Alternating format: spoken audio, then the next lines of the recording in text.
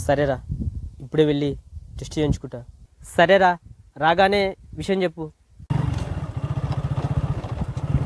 A few hours later.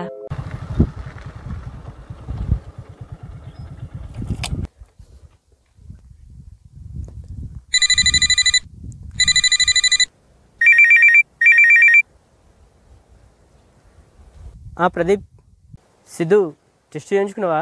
Report ఇచ్చిందా? ఏమని వచ్చింది? నెగిటివ్. చూసినావా, ఇంతదానికే పిల్లొద్దన్నావు. సరే, కీర్తికి విషయం చెప్పు. అట్లే వాళ్ళ ఫ్రెండ్కి చెప్పమను.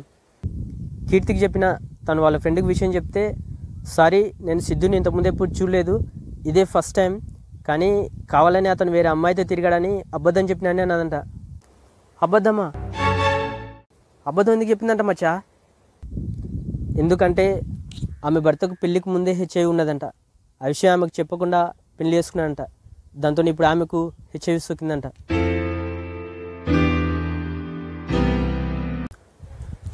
నిజమా సిద్ధు?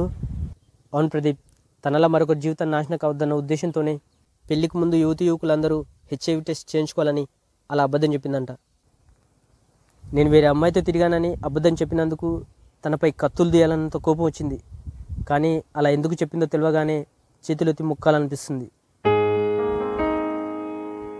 అవును సిద్ధు, ఏదో తప్పు చేస్తూనే కాకుండా పొరపాటున హెచ్ఐవి ఉన్న వాళ్ళ బ్లడ్ మనకెక్కించిన, వాళ్ళకు వాడిన సూది మనకు వాడిన ఆ మహమ్మారి సోకుతుంది.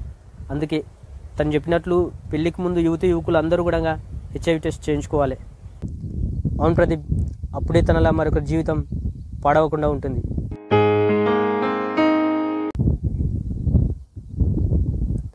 మరి మీరేమంటారు కింద కమెంట్లో చెప్పండి.